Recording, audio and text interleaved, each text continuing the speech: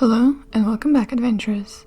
Get comfy as we delve deep into the violent history of Invidia, governed by the passions of its people and the ruthless brutality of its rulers. The seminal event that brought Invidia through the mists came in the year 603 Barovian calendar, the year Bacolus, known to history as the Traitor King, came to power. His rule was known by the animal savagery he exhibited. His downfall came in the form of a peasant girl, Marta, to whom Bacolus took a fancy when his hunting party passed through her village. As he had done dozens of times in the past, Bacolus ordered his soldiers to seize the girl, but when they arrived, Marta's lover Carlos, as well as her father and brother, resisted, killing an Invidian soldier. In retaliation, Bacolus ordered the entire village erased and its citizens crucified. That night, only Carlos survived and swore vengeance against Bacolus, gathering an army of outlaws and eventually attacking King's Castle north of Carina. Unfortunately, Bacolus was ready for him. The outlaws were put to flight and Carlos was captured. Bacolus dragged both the young rebel and Marta to his dungeon, where he tortured and pushed them into a bloody pit filled with ravenous rabid wolves. As she was dying, Marta fixed Bacolus with a hate-filled stare and, as famously told in Invidian legend, uttered a curse forever gifting the traitor king with lycanthropy. That night, a strange mist descending upon the land, taking the entire kingdom in its cold embrace. The next full moon, Bacolus took to his bed with a blinding headache, and he awoke alone to find his entire castle awash in blood, with ravaged corpses of his servants, counselors, and family. Horrified, Bacolus remembered Marta's curse and touched his own face, only to find his fingers red with congealed blood. The curse had transformed the traitor king into a bloodthirsty werewolf, and very likely the first dreadlord at Invidia's heart. From that day onward, Bacolus' rule grew harsher. He implored new guards and counselors and bade them bring peasants to him to feed his insatiable bloodlust. Within years, pleasure and violence became indistinguishable to the cursed lord. Bacolus' rule continued for a century and a quarter, ending abruptly at the hands of the most unlikely of saviors, a half-Vistani girl named Gabrielle Adere. Born around 710 Barovian calendar, Gabrielle was the daughter of Isabella, a Vistani woman and a Falconian nobleman who kept her mother as a captive. Escaping with her daughter, Isabella wandered the realms, making a living with fortune-telling, petty larceny, and begging. After Isabella was slain by a murderous werewolf in 729, or by some accounts was left to die by Gabrielle, young Vistani was transported to Invidia, where the Lord Bacolus' troops found her. As the traitor king approached her, Gabrielle fixed him with a fearful gaze, and Bacolus froze in terror, seeing the same look of hatred that Marta had given him years before. Gabrielle drew a hidden silver dagger and plunged it into Bacolus' throat. It is said that every wolf in Invidia uttered a fearsome howl at Bacolus' death.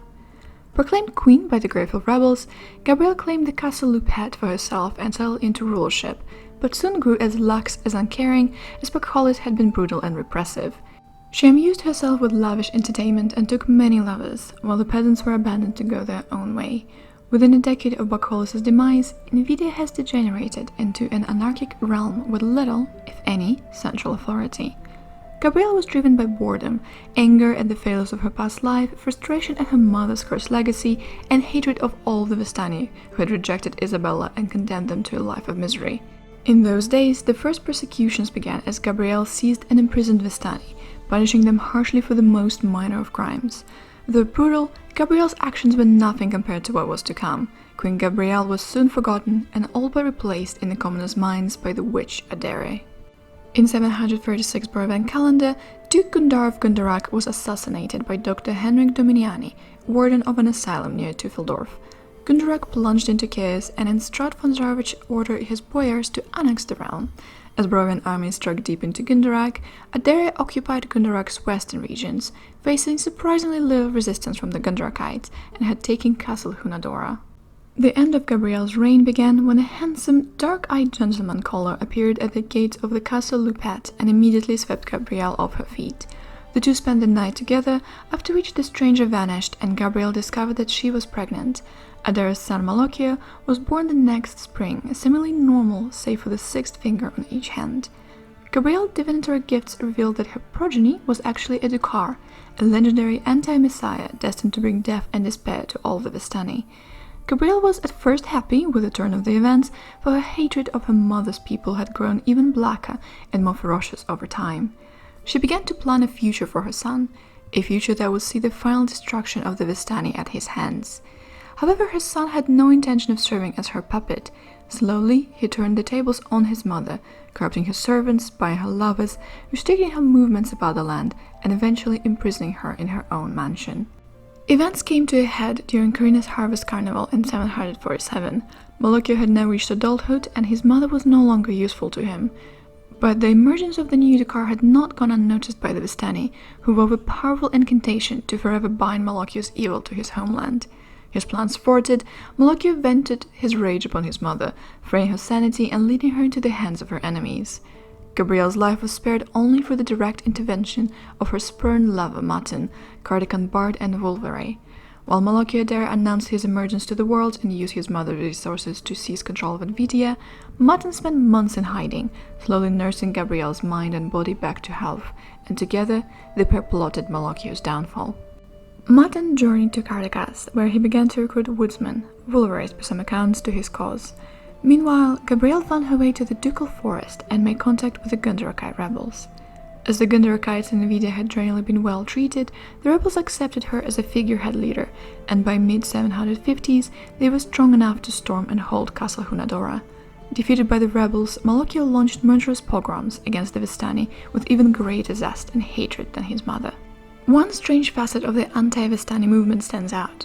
Other than the magic that binds him, Malakio seems neither afraid or not affected by the wrath of the Vistani, despite the many dying or wronged gypsies who curse his names with all the venom they could muster.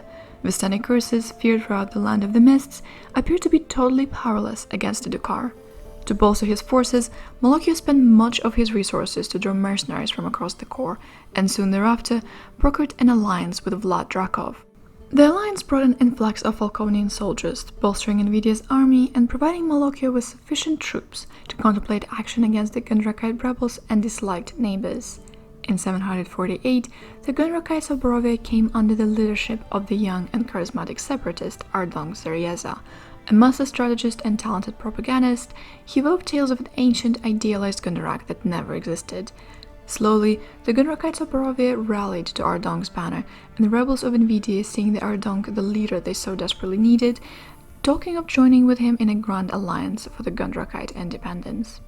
Clearly, this was a situation that Gabrielle would have to nip in the bud, lest her army of retribution be taken away from her, along with her best chance at a return to power.